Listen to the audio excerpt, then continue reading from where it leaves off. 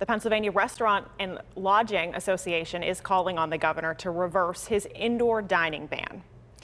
Joining me now live over Zoom is PRLA President John Longstreet. John, nice of you to join us again. Meghan, thanks for having me on. Really appreciate it. So, John, why do you want to see this latest indoor dining restriction reversed? Well, Michael Passalacqua kind of made the case. There are tens of thousands of employees across the state who are like family to guys like Michael, who are going to be laid off 2 weeks before Christmas. We would never, ever dream of doing something like that. And Michael's all about saving his people, as many others are. The reason why we believe that we have a good case is because there is no science to show that restaurants operating at the CDC recommended levels and those in Pennsylvania that exceeded those CDC levels are operating unsafely. In fact, the governor, the Secretary of Health, Levine, have not been able to come up with any data to show that. Secretary Levine, in the press conference last Monday, admitted they're unable to track cases in Pennsylvania. Ironically, in a tragic twist of irony, the day after this order was given, Governor Cuomo in New York did release data that they did track 46,000 cases. 74% of the spread came from household gatherings, 1.4% from restaurants and bars. I should point out that this was the period from September to November, during which time most of New York State restaurants were open at 50%, when most of Pennsylvania's were open at 25%. So that there is no data that says that it's unsafe. We never want to operate in an unsafe fashion. There's a lot of data to say that restaurants are not the cause of the spread.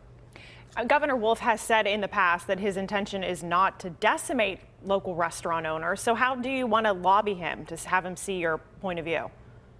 Well, we'd like him just to say he made a mistake. He cited a JP Morgan Chase credit card study, which was done over 6 months ago when Pennsylvania restaurants were closed. And even JP Morgan Chase, who had given permission for them to use the study and did not know they were going to use it, said it was not all about restaurants. So if that's the only data they have no data. Even Governor Phil Murphy recently said that he will not be closing New Jersey restaurants like Governor Wolf because there's no data to show that restaurants are unsafe. Governor Cuomo cited the real problem is household gatherings with 74% of the spread. So we think the governor should say, look, we made a mistake. Let's get these restaurants back open again. Let's let these tens of thousands of employees have Christmas.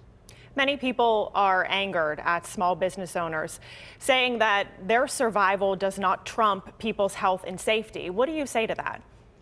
I would argue that, well, number one, I agree with that, but I would argue that restaurants are among the safest retail operations out there. They're the only ones that are regulated by the Department of Agriculture, the Department of Health, and they're following CDC guidelines, and they have to have a registered and trained health manager professional on staff, serve safe trained, so they know safe service. Very few retail operations have the kind of safety standards already built into their operations that restaurants do. Restaurants have adopted, even over and above that, COVID standards, like Michael Passalacqua talked about, that far exceed what any other businesses are doing. We will have to wait and see what happens down in Washington tomorrow. Mr. Longstreet, thank you for taking time to speak with us tonight and offering your insight.